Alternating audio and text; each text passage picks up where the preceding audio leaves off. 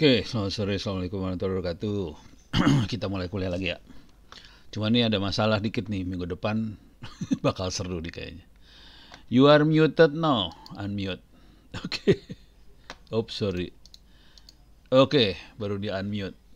Oke, assalamualaikum warahmatullahi wabarakatuh. Semoga semua oke. Kita mulai lagi kuliah. Coba rekamannya udah jalan? Udah jalan. Oke. Saya akan coba share screen. Oke. Ini saya tutup dulu ya.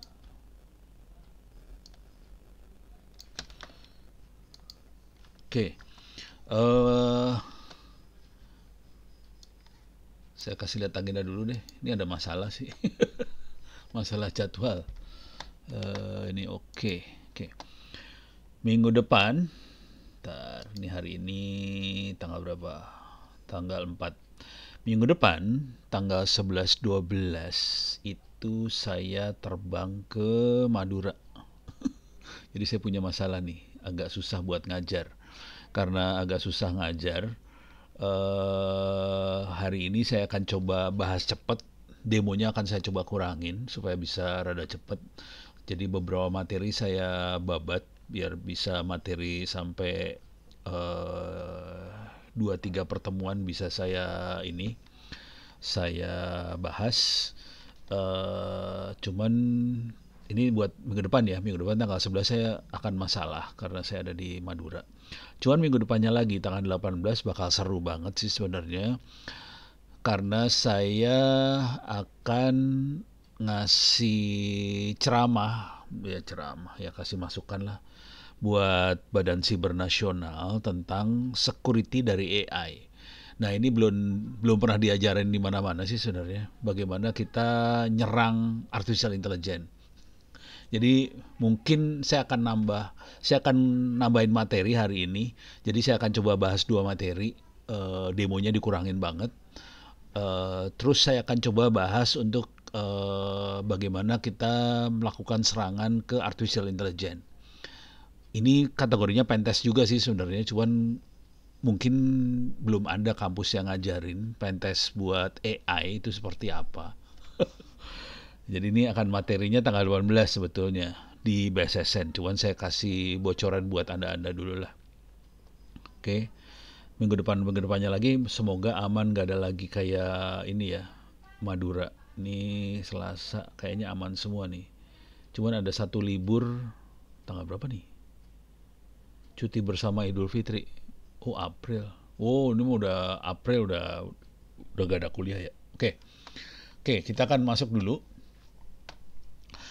Untuk AI-nya ada di sini, saya kasih lihat dulu lah AI-nya ya. Salah. Untuk bagaimana kita mengamankan, ini judulnya sih lebih sopan, bukan nyerang AI sih. Lebih ngamanin AI-nya itu sendiri. Jadi ini dia makhluknya. Jadi judulnya menjaga AI supaya tetap terkendali. Gitu ya, judulnya sih rada sopan. Cuman sebenarnya di dalamnya diterangin bagaimana orang akan nyerang AI sih sebetulnya kayak gitu. Ini kenapa nggak bisa diklik? Ini dia bisa. Oke. Saya share screen. Ini masih dalam proses nulis karena saya baru akan presentasi 2 minggu lagi. Jadi saya bagikan linknya di chat. Silahkan kalau mau ngedownload harusnya bisa. Oke. Itu linknya ya. Mudah-mudahan bisa keambil tuh. Saya 2 kali ngirim dah. Ya udah. Mudah-mudahan bisa diambil. Ini akan saya bahas nanti habis maghrib. Kira-kira kayak gitu. Oke, ini habis maghrib kita bahas. Sekarang kita akan bahas yang urusan yang konvensionalnya dulu. Mana ini dia? Jadi minggu depan itu yang undang universitas di Pamekasan, Madura. Jadi serba salah juga nih. Kalau udah kayak gitu bingung. Jadi kalau diundang fisik ke tempat lain pusing saya karena saya harus ngebuang waktu 2 hari, kadang-kadang 3 hari. Cuman buat ngomong cuman 2 jam. Kan nyebelin banget sih sebenarnya, mendingan pakai Zoom. Cuman mereka nggak mau pakai Zoom. Pusing sayanya. Aduh. Oke, kita masuk ke sini. Minggu lalu kita sudah bahas soal yang ini ya, eh, hacking yang pertama website di sini, SQL injection udah dibahas di sini. Tapi sebelum terlalu jauh, kita akan coba bahas hari ini yang bagian kedua sama bagaimana nge-crack password. Untuk wireless network hacking mungkin akan susah saya demoin, jadi bentuknya cerita aja. Soalnya untuk wireless network hacking ini benar-benar harus kali Linux di laptop sendiri, terus kita harus ngehack WiFi dengan kondisi kali Linuxnya ngehack WiFi. Konsekuensinya kalau kita ngehack WiFi seperti itu akan susah pakai Zoom. Jadi nggak bisa, agak mustahil saya nerangin dengan kondisi saya pakai Zoom. Kalau kita nerangin tanpa Zoom masih bisa. Ini kan Zoomnya lewat jaringan. Udah gitu jaringannya dihack, WiFi-nya dihack. Wah, pening kepala ya bagian ini, pening nih sebenarnya. Jadi saya akan ceritain bentuknya screenshot. Tapi sebetulnya rekaman-rekaman videonya ada di YouTube-nya saya. Kalau nggak di-delete, kalau nggak kepaksa ngopi dari harddisknya saya kepaksa. Oke, jadi bagian ini agak susah nih, wireless network hacking. Oke, sebelum terlalu jauh saya pengen kasih lihat nilai dulu. Kayaknya nggak pada ngerjain ujian nih ya. Apa putus asa? Ini nilainya. Ini banyak yang kosong nggak dikerjain. Ini ada yang ngerjain setengah. Ini Fatah kayaknya baru setengah. Josafat rada lumayan, tapi masih belum banyak yang dikerjain. Oke. Kalau nilainya udah di atas 80, skip dulu aja kerjain ke kuis yang lain. Jadi kalau udah 80 ke atas kerjain, skip yang lain. Ini banyak yang cuma daftar tapi nggak ngerjain ujian. Mas Galih juga tuh cuma sampai segitu. Terus Lintang aja yang bagus karena dia ngerjain di Kampus Merdeka sih sebenarnya. Oke. Yang lain masih nilainya parah. Ono tidak mengerjakan karena saya bikin soalnya. Nah, ini hasil akhirnya dari semuanya kita bisa lihat di sini. Ini saya geser dulu ya biar enak lihatnya. Nih, nilainya 16. Siapa nih yang 16? Fatah. Masih 16. Ini siapa? Josafat Pascal Moyantana ya. Ini masih 50-an, ini masih 1,2, ini masih 12, ini masih 1,7. Lintang ngerjain di Kampus Merdeka jadi udah beres. Yang lain masih satu digit nilainya. Tolong dikerjakan supaya Anda selamat, nggak usah ngerjain lagi ujian UTS UAS. Oke. Ini yang rada lumayan nih Josafat ini sih udah sampai ini ya, sampai UTS ngerjainnya. Tinggal UASnya aja. Kalau bisa kerjain UAS kemungkinan nilainya udah sekitar 70-an sih, 70-80-an udah lulus. Ini UTS-nya masih sekitar 80 kurang sih, tapi ketolong sama kuis sih sebenarnya. Jadi kuis nolong, kalau UTS UAS-nya belum 80 gitu. Oke, jadi tolong dikerjain. Kita akan masuk ke materi.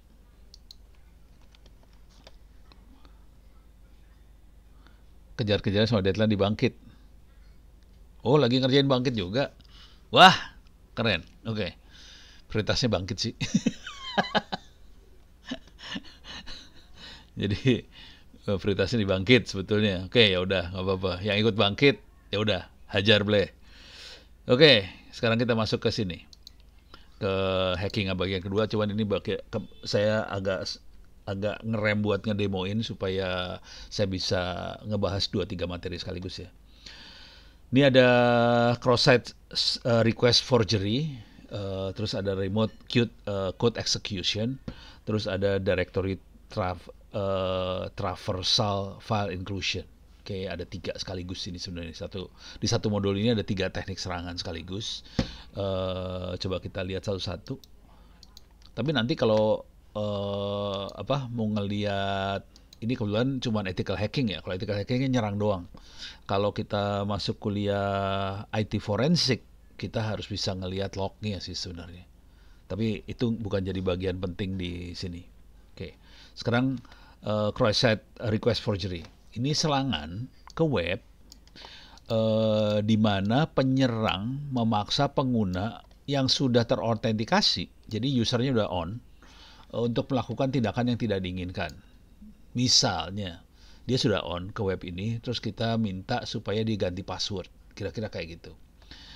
Ini bayangkan Anda sedang login ke akun internet banking. Tidak sengaja mengklik sebuah link yang tersembunyi di email.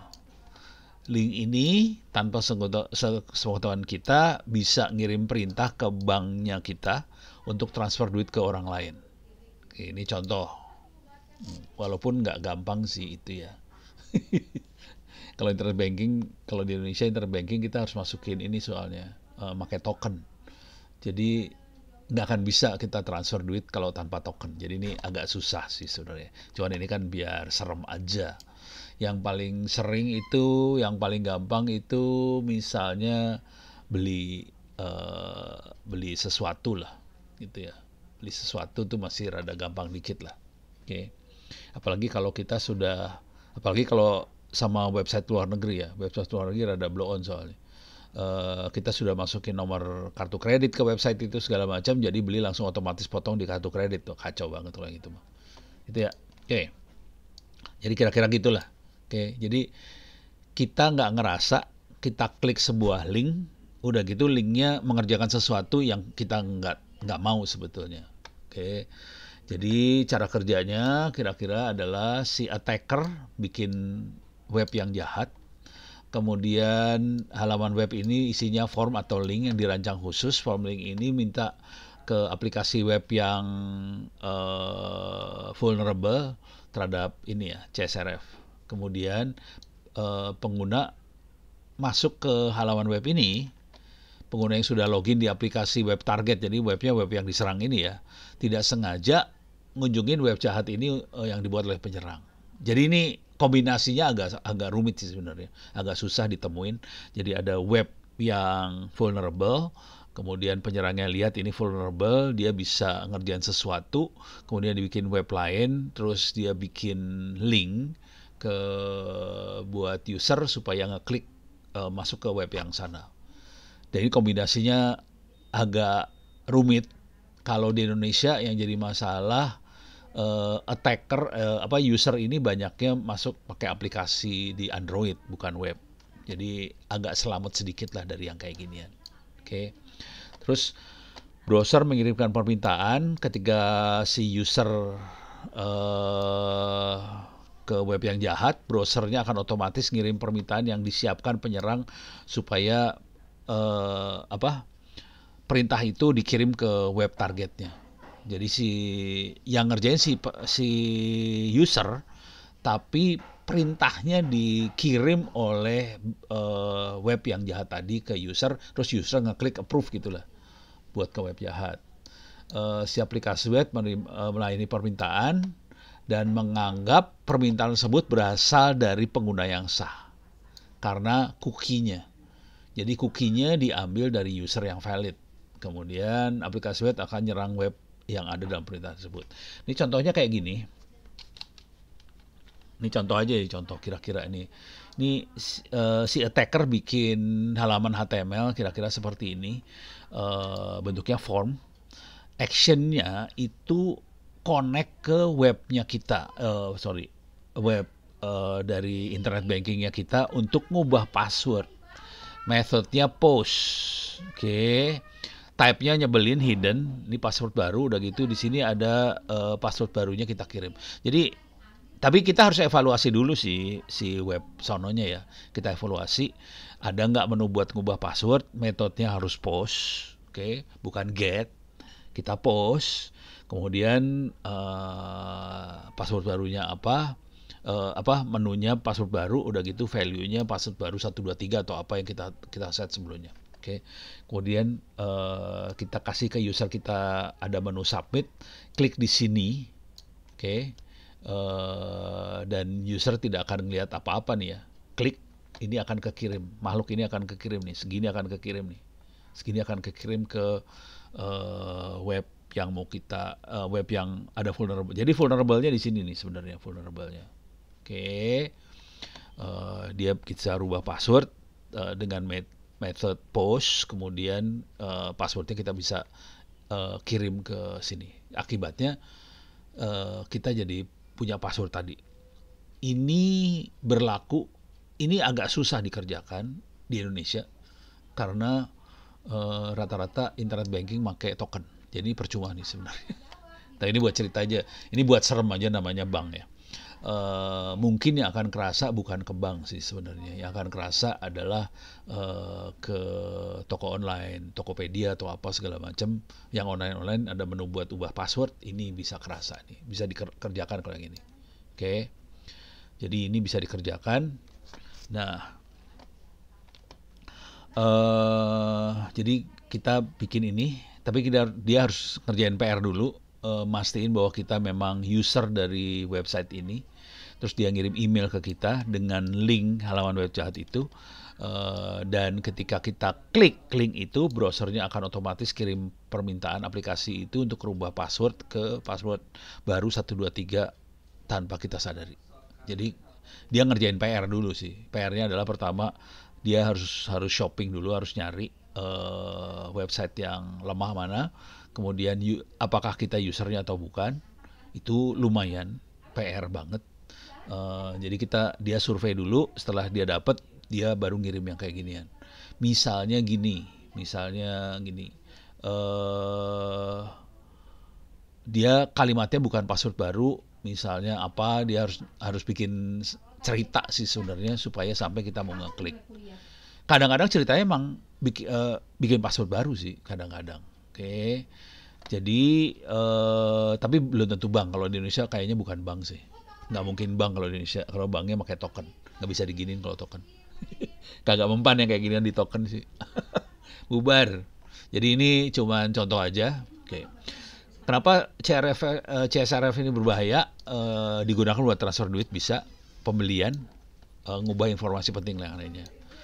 Yang rada nyebelin adalah dia bisa ngubah, misalnya ini, dia bisa ngubah two factor authentication segala macam.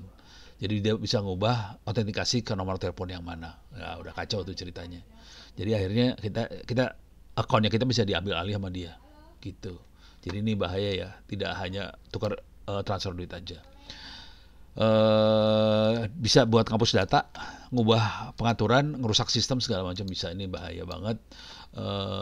Penyalahgunaan serangan dapat digunakan untuk ambil alih akun pengguna, tindakan yang tidak atas nama pengguna tersebut. Dan ini kayaknya lebih sering yang ini, ngambil alih akun. Yang ini ya, ngambil alih akun itu lebih sering. Oke. Sampai banyak yang suka komplain ke saya. Bahkan kemarin aja sepupunya istri saya yang ngubungin saya, no, bisa nggak akun ini, jadi mereka punya komunitas buat mobil-mobil pakai remote. Ada ya ternyata komunitas kayak gitu. Udah gitu akun adminnya diambil alih orang. Pusing semuanya. Masalahnya semua data-data pakai Google Doc, ditaruh di akun admin. Pening kepala dah lu, nggak ada yang bisa akses sekarang, pening. Wah, udah pusing aja semuanya. Jadi kayak gituan sih. Ini mainnya kayak ginian ya. Jadi ada yang kesalahan ngeklik di sini, ambil akunnya. Jadi ini bisa berbahayanya seperti itu. Untuk mencegah CSRF ini, kita harus bisa bikin token ke semua form, verifikasi token tersebut sebelum server proses pemerintahan. Jadi ini dari sisi programming ya. Dari programmingnya seperti ini, kita harus bikin token untuk setiap form. Terus verifikasi tokennya tersebut, baru permintaan diproses. Kira-kira kayak gitu. Terus ngatur cookie HTTP supaya ada atribut same site untuk batasi cookie, hanya dikirim dalam permintaan dari situs yang sama. Kalau situsnya beda, kayak tadi tuh, dia kan beda web, ini kan webnya di tempat lain, ini di tempatnya hacker. Jadi kalau ada requestnya dari situs yang lain, dia nggak akan proses. Ini buat menangani CSRF ya. Terus kita juga bisa ngatur cookie supaya JavaScript nggak bisa akses cookie, gitu ya. Itu bisa di-set di cookie.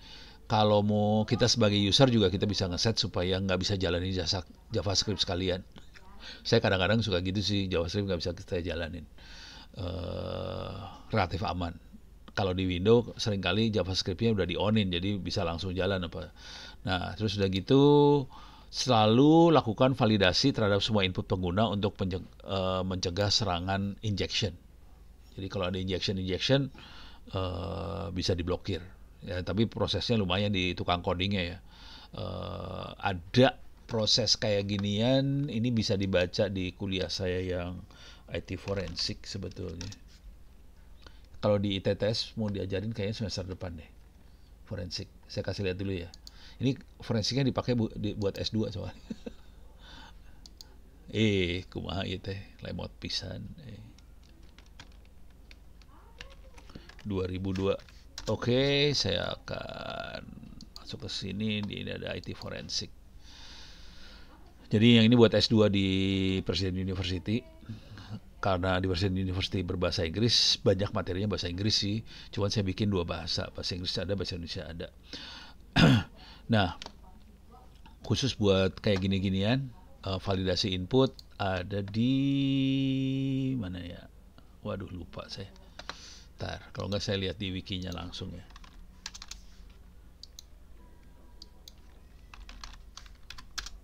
Oke, di sini bisa dilihat di sini sih, forensik .2 IT. Oke, PHP bisa nggak lihat? Oh, nggak ada. Nggak ada. Ntar harus nyari. Lupa saya. Lupa ininya ya. Lupa judulnya apa. Ini file system, perangkat mobile. Wah, nggak ada ya. Saya taruh di sebelah mana ya. Jadi saya ingat saya nulis, cuman saya tulis di bagian yang mana udah lupa. Bagian mana ya? Lupa. Ini kalau ini forensik ya. Ini kuliah forensik, ini beda kuliah sih sebenarnya. Di forensik kita akan belajar bagaimana kita memforensik handphone, Android segala macam ada di sini sih sebenarnya. Nggak ada. Nggak ada. Apa ini nih dia? Mitigasi, command injection attack. Kayaknya ini. Ini dia. Dapat. Nih. Jadi untuk kita ngoding PHP supaya aman, ini yang tidak aman kita cuman pakai get aja. Oke. Jadi variabel ini langsung dimasukin jadi variabel dari user langsung masuk ke sini. Itu yang tidak aman. Kalau yang aman kita bisa pakai escape shell argument. Jadi kalau kita mau execute suatu perintah, kita pakai save input. Jadi ngambilnya dari save input bukan user input ini ya. Jadi pakai save input baru kita jalankan. Kalau dari user input langsung jalan dia. Jadi nggak ada filter di sini. Kalau di sini kalau ada hal-hal yang brengsek akan dibuang. Jadi caranya kayak gini sih contoh codingnya. Kalau yang tidak aman ngambilnya user input, kalau mau yang aman ngambilnya yang variabel yang save input ini. Beda cara mintanya ya. Cara minta inputnya beda. Yang ini get aja, yang ini escape shell argument. Oke. Terus ada lagi ini udah hindari sistem exec eval, hindari di PHP. Terus pakai parameterisasi query juga supaya nggak bisa langsung yang ngaco-ngaco lewat, kira-kira gitu. Jadi ini langkah-langkah mitigasinya. Ini saya ajarin di forensik sih. Jadi seorang forensik juga dia bukan diwajibkan ya. Kalau kita melakukan, kalau ethical hacking kan nyerang aja. Pada dasarnya laporan yang dilakukan di ethical hacking adalah ngasih tahu bolongnya di mana. Kalau forensik dia harus menemukan bagaimana penyerang masuk, udah gitu dia harus memberi saran bagaimana menutup lubang yang tadi diserang, yang dipakai sama hackernya buat masuk. Jadi kalau forensik seperti itu, beda tujuan sih. Cuman kalau kita sebagai ethical hacking kita tahu juga forensiknya, lebih bagus sih. gitu ya. Jadi harus belajarnya sampai ujung sih sebenarnya. Dari ethical hacking sama forensik harus tahu sih sebenarnya. Dari situ kualitas laporan ethical hackingnya jadi naik banget. Oke, oke, ini forensik saya lewat dulu. Tapi ini semester depan akan ada kuliah ini sih. Cuman mungkin kalau yang udah habis kreditnya ya nggak dapat lagi kuliahnya, ini buat yang kreditnya belum belum habis aja. Tapi kalau mau ikut ya silahkan aja sih. Oke, ini beres. Bentar, ini udah beres ya. Kesimpulannya adalah, jadi tekniknya cuma gini doang sih sebetulnya. Tapi ya kerjaannya lumayan aja, soalnya kita harus bikin situs sendiri. Udah gitu kita ngarahin user supaya ngeklik ini dan ini akan nyerang ke situsnya kita, kira-kira gitu. CSRF. Oke. Oke, sekarang kita masuk ke sini, remote code execution. Dan ini sudah dilakukan di minggu lalu pakai SQL injection contohnya. Nah ini contohnya RCE adalah SQL injection. Ini contoh dan kita udah praktekkan minggu lalu ya. Tapi ada beberapa tipe remote code execution, jenis serangan cyber di mana penyerang berhasil menjalankan kode yang berbahaya ke target secara jarak jauh, dan kita bisa mengendalikan si server jadi kayak robot jarak jauh lah, kita remote gitu kira-kira. Kira-kira kayak gitulah cerita cerita khayalannya, kira-kira kayak itu. Kita udah lakukan yang ini. Nah, yang lain adalah cross-site scripting. Ini kita bisa nyuntikin script ke halaman web, kemudian di-execute-nya oleh browsernya user. Kalau SQL, kita masukin perintah untuk masuk ke dalam dan dia ngomong sama database SQL di dalam. Kalau yang ini, kita masukin script Java biasanya di halaman web, kemudian si browser yang jalanin script Java tadi. Kira-kira kayak gitu ya. Jadi scriptnya dimasukin ke halaman web sih. Dan ini contoh yang agak nyebelinnya adalah apa? Ini baru tadi pagi sih diwawancara sama ini El Sinta radio. Pertanyaannya kira-kira gini, kenapa ya banyak .go.id yang jadi iklan situs judi online, kira-kira gitu. Ya begitu dah. Salah satunya karena script-script ini masuk, udah gitu dia, kalau ini Trojan yang masuk bukan script, udah jalanin pengguna ya, bukan cross scripting. Ini lebih yang ini. Kalau yang GoID sampai kemasukan script buat judi online itu biasanya lewat upload file, kemudian user ngupload file berbahaya yang disamarin jadi apalah PDF atau apa segala macam, kemudian berhasil dieksekut di dalam server. Jadi akhirnya dia tinggal di server dan dia bisa, kalau di kasusnya judi online, dia masuk ke server, dia trojannya diem dalam server dan dia udah gitu dia generate file PHP tentang halaman yang menjelaskan tentang judi online. Akibatnya banyak server-server yang akhirnya go.id ya. Banyak server .go.id yang akhirnya jadi tempat iklannya judi online. Ini nyebelin banget kan. Kira-kira gitu. Tapi dia bukan lewat cross-site scripting, dia lewat file upload banyaknya. Ini yang lain lagi adalah deserialisasi objek supaya jadi serial, udah gitu jalanin code lagi.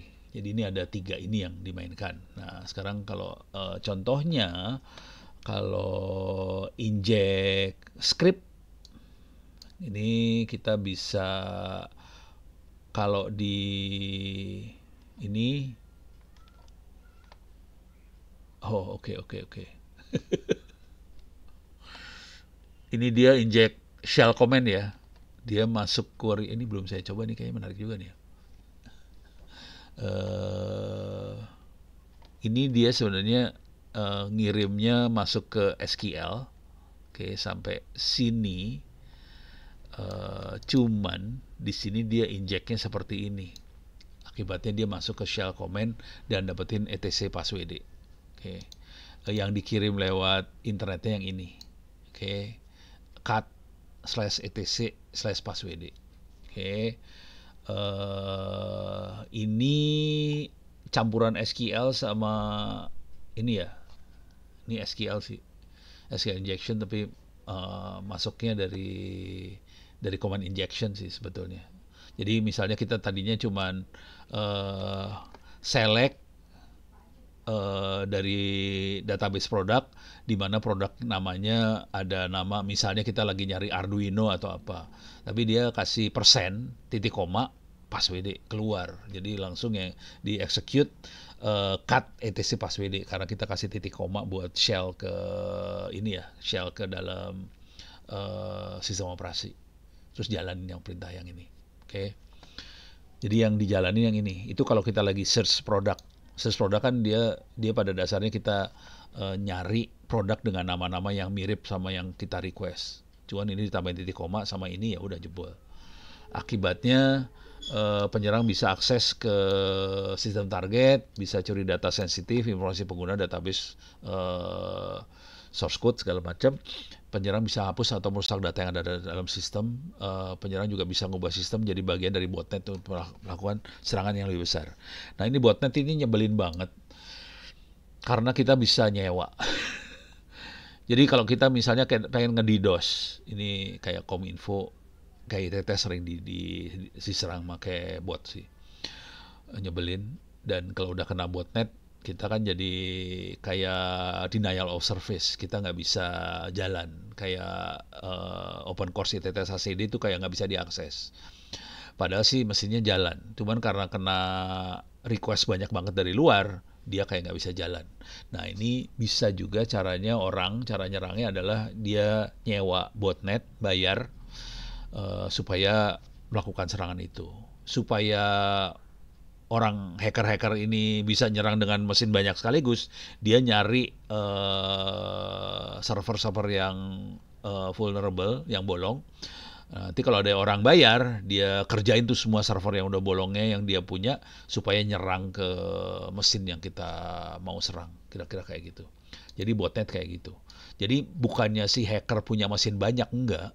Si hacker mesinnya cuma 1-2 biji sih sebenarnya.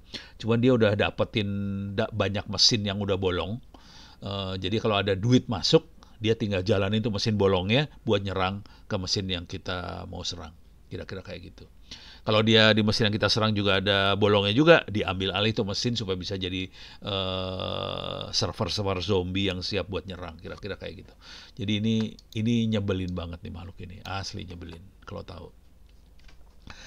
Nah ini dampaknya. Tapi ini di demo yang ini cuman SQL ya. Di sini kita SQL aja ya. Tapi sebenarnya dia bisa macam-macam banyak. Dan yang paling nyebelin yang upload, kenapa dia kayak gini? Oke. Yang nyebelin yang file upload ini karena bisa masukin script segala macam. Nah ini Pak Dimas yang akhirnya bikin script buat filter file yang diupload. Jadi kalau nggak dipasang gituan ya bonyok sih. Oke, sekarang cara mencegahnya. Validasi input harus divalidate. Kemudian kita sanitasi, bersihin dari karakter-karakter yang ngaco-ngaco segala macam. Kemudian kita encode output yang ada ditampilkan di web untuk mencegah cross-site scripting. Jadi cross-site scripting terjadi karena si user ngeklik sesuatu, udah gitu website ngirim ke user. Nah, waktu ngirim kita harus encode dulu outputnya untuk ditampilkan di halaman web untuk cegah. Jadi kalau nggak di-encode ya langsung bisa masuk aja sih. Terus kita batasi akses ke file directory yang sensitif, kita batasi aksesnya. Terus kita update software. Kira-kira kayak gitulah. Yang RC ya. Ini ancaman yang lumayan serius, korbannya banyak banget. Kebanyakan GoID jebol. RCI hanya dibunuh pendidikan pengujian dalam lingkungan yang terkendali. Ya, itu teorinya kira-kira gitu ya. Semua tahu kalau yang bagian yang itu. Ini kira-kira beres ya, kebayang. Cuman prakteknya itu kira-kira kayak SQL injection. Kalau yang di sini ya, prakteknya kayak SQL injection tapi kita pakai ini, kirim kayak gini. Oke. Saya belum nyoba, ini harus coba juga, menarik tuh. Jadi saya bikin sambil copy paste dari mana, copy paste udah gitu lupa. Sambil ngajar ingat lagi, oh iya ini belum saya cobain. Jadi jangan khawatir, waktu Ono ngajar kadang-kadang saya kopas materi dari mana, udah gitu waktu ngajar baru inget. Dah, sekarang ini RCI udah beres. Oke, kebayang. Sekarang yang ini. Ini nyebelin juga nih, asli parah. Ini directory traversal di kira-kira bahasa ininya apa ya? Jadi directory kita bisa bikin gini sih sebenarnya. Nih saya kasih contoh ya.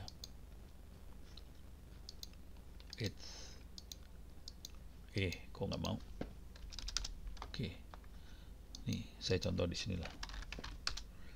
Saya gedein dulu lah biar gampang. Ini adanya kayak gini-gini adanya di Linux sih. Kalau di Windows saya nggak tahu ada nggak ya. Oke. Kalau LS ya kita bisa lihat folder yang saya punya ini ya. Itu LS. Oke. Kalau saya cd titik 2 titik ini, jangan cd ls, kita bisa ngelihat satu folder di bawah, folder Ono. Kalau saya titik lagi 2 biji, saya turun mundur 2. Kalau saya masuk ke folder ini, saya jadi masuk ke dalam foldernya etc. Oke. Tapi perintahnya satu perintah. Bayangkan satu perintah saya bisa mundur. Kalau masuk sini Apache, saya bisa lihat isinya Apache, saya conv variable, kita bisa ngelihat yang itu. Kalau saya mau kurang ajar jadi gini caranya. Cut. Ini bayangin ini cuma pakai satu script saya bisa ngelihat konfigurasi JavaScript common.conf yang ada di Apache 2. Ini saya cut ya, langsung keluar isinya kayak gitu. Kalau mau yang lain lagi saya bisa masuk sini. Apache 2 isinya apa? Kok cuman ini ya? Apache 2 cuman isinya itu doang. Oh, ini nggak ada web servernya, lupa. Jadi di dalam komputer saya ini nggak ada web servernya, jadi isinya nggak ada isinya. Kalau mau ada web servernya di sini kali ya. Ini ada web servernya. Yang ini yang ada web servernya. Nih. Ini server internet offline sih. Ini internet offline ada web servernya di dalam situ. Oke. Jadi ls titik tc Apache 2. Coba. Nah ini lebih banyak. Oke. Misalnya saya mau pengen lihat isinya konfigurasi Apache 2 saya. Kok Apache? Cut. Apache2.conf. Nah ini kita bisa lihat konfigurasinya Apache 2 saya. Bisa kelihatan semua konfigurasinya dia. Beres ya. Tapi perintah yang kita kirim cuma kayak gini doang, satu perintah. Jadi di Linux kita bisa ngirim satu perintah, dia bisa ngerjain sesuatu dengan satu perintah aja. Bisa pindah-pindah folder segala macam, langsung ngerjain. Kalau ini saya cut, kalau cut cuma ngeliat doang ya isinya apa. Kalau mau execute ya sh. Ini kita ganti sh, cutnya diganti sh, dia execute sesuatu. Oke. Ini ada di server internet offline yang ada di sini, di rumahnya Ono. Oke. Nah, sekarang jadi directory traversal adalah suatu kerentanan di aplikasi web. Oke, jadi adanya di web di mana penyerang attacker dapat memanipulasi input user untuk akses file atau directory di luar yang seharusnya bisa diakses. Jadi yang normal, directory yang bisa diakses cuma dalam var www.html. Yang normal itu. Kalau yang ini dia bisa jalan kemana aja. Misal, ini aplikasi webnya URL-nya kayak gini, http:// contoh profil user 123. Ini usernya namanya 123 misalnya. Bukan namanya user nomor 123 ya. Kita bisa ngerubah nama ini jadi /etc/passwd. Jadi kacau. Kalau kita ngelihat /etc/passwd jadi kayak gini nih. Nih /etc/passwd. Nah, jadi kayak gini keluar. Oke. Kalau kita posisinya ada di dalam var www.html, ini kan tadi var www.html ada di sini ya. Konsekuensinya, jadi misalnya kita kalau kita nge-web si URL lagi, directory yang lagi kita akses sebenarnya var www.html sih. Karena user itu dibatasin untuk akses Iya, seru ya. Itu anaknya siapa itu?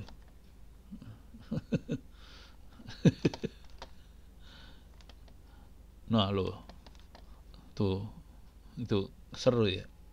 Ya berhubung saya juga baru punya cucu jadi seru mikirnya. Oke. Jadi waktu kita akses user-user web itu pasti ada dalamnya firewall HTML. Karena si Apache akan membatasi user di firewall HTML. Cuman kalau usernya jago, kita bisa pindah dari situ, kita cut. Ini kan kalau titik slashnya 3 kali berarti kita ada di root, terus kita masuk etc, terus kita password. Udah keluar password. Jadi perintahnya kalau dari sisi firewall HTML 3 kali mundur ke belakang, 3 kali mundur back, udah gitu etc password keluar. Shadow keluar nggak? Shadow. Oh nggak mau dia. Shadownya diproteksi. Nggak bisa. Shadownya proteksi. Jadi nggak bisa. Kalau shadownya bisa keluar juga kacau, jebol langsung. Jadi kira-kira gitu. Kalau ini dia 4 kali nih, turun mundurnya 4 kali ya. Oke, jadi kita bisa baca. Tapi itu dilakukan dari halaman web yang ini. Dari sini kita mundur. Gitu ya. Nah, yang lain tadi file inclusion adalah penyerang dapat memaksa server untuk eksekusi file yang tidak harus yang yang tidak seharusnya bisa jalan. Oke, ini bisa terjadi karena web memungkinkan pengguna untuk menentukan file mana yang akan di-include atau di-required gitu ya. Ini ada yang memaksa server untuk baca dan execute file yang ada di server, atau bisa baca dan execute file di server lain. Bisa kayak gitu sih, soalnya bisa server lain. Oke. Kalau yang ini caranya adalah ini kita bisa apa, download file, apa upload file segala macam. Ini file home bisa kita ambil, cuman ini filenya diganti dengan kayak ginian. Oke. Kalau si aplikasi pakai fungsi include atau require waktu masukin file, maka file-file tersebut akan dibaca, ditampilkan ke halaman web. Kira-kira kayak gitu ya. Kira-kira gitu ya. Oke. Cuman kita harus nemuin, untuk nyerang kita harus melakukan directory traversal untuk menemukan lokasi konfigurasi PHP dan file log yang sensitif misalnya.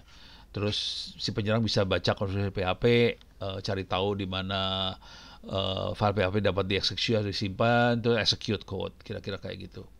Untuk pencegahannya kita kayak yang tadi ya, kita harus validasi input, whitelist segala macam, terus